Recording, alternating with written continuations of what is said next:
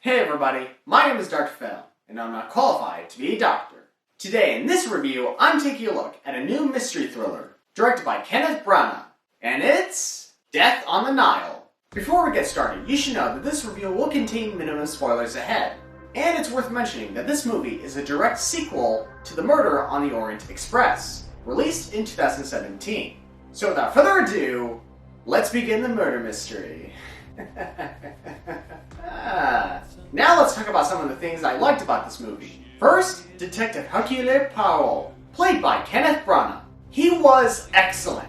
He did a great job playing the same confident and audacious detective who was willing to do whatever it takes to solve this mystery. And yes, he's still rocking that mustache. Mother, you must meet Hercule Poirot.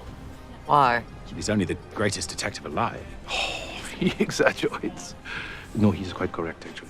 As for the suspects, I mean the side characters, the actors did a good job playing their respective roles without coming off as bland or characters just there to die. Take Jacqueline, played by Emma Mackey, for example. Every time she comes in on screen, you can't help but feel uneased by her presence, thanks to Mackey's incredible performance.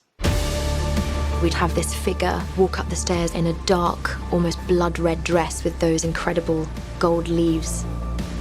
She was a mix between rage and passion. A beguiling lady, no? Also, you gotta give props to Kenneth's direction and the cinematography for capturing our attention, and I liked how they gave us this sense that we've traveled back in time to the 1930s in Egypt. You also gotta give props to the costume designs and the settings, especially the setting of the cruise ship.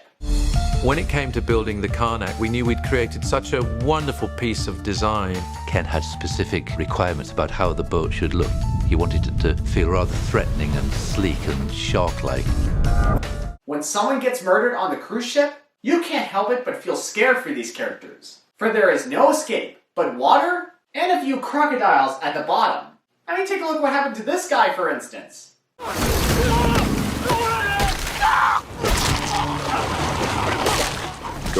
Grody. As for the mystery, the writer did well keeping us on our toes and guessing who the killer could be. And I liked how the film gives us little clues so we can figure out how the killer orchestrated his plan. Whether you're a fan of mystery or not, you would easily become invested in this particular crime story as I was. Now let's talk about some of the things I didn't like about this movie. The pacing was slow at the first half of the movie, the green screen effects in the background were too obvious, and even though I said the actors did a fine job playing their roles, I don't think some of the actors did well enough to make their characters intriguing. Heck, there were some characters who I thought couldn't possibly be the killer. Like, do the filmmakers expect me to believe that one of these old ladies is the killer? Really? What did you do last night? You accused me of murder. He accuses everyone of murder. It is a problem, I admit. Fun fact, that's Jennifer Saunders, the voice actress for the fairy godmother from Shrek 2!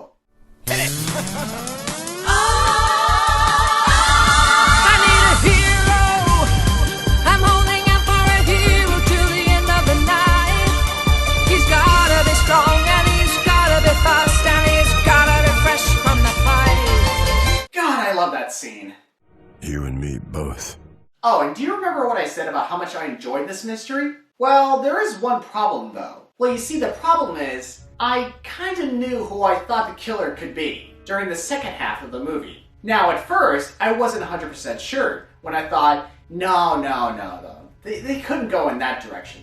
That would be too predictable and obvious. But, when they finally reveal who the killer is, I was a little disappointed because it was a trope that we've seen before in other mysteries and thrillers. Maybe if the filmmakers took a different approach on who the killer could be, or maybe if the filmmakers really tried to redirect my thoughts and suspicions on someone else, then maybe I could have looked past this. To sum up, if I can figure out who the killer could be during the second half of the movie, so can someone else. Overall, my friends, this film is a mixed bag. It's got some problems regarding the pacing, the use of green screen effects, and the reveal of who the killer is. But in all fairness, this film is neither horrible nor perfect, and I had a great time watching it. If you haven't gotten the chance to see it, I recommend checking it out, and let me know what you think. Death on the Nile scores a 7.5 out of 10. Well guys, that's the end of my review. I hope you enjoyed it. If you did, please hit a like and subscribe to my channel for more of my content.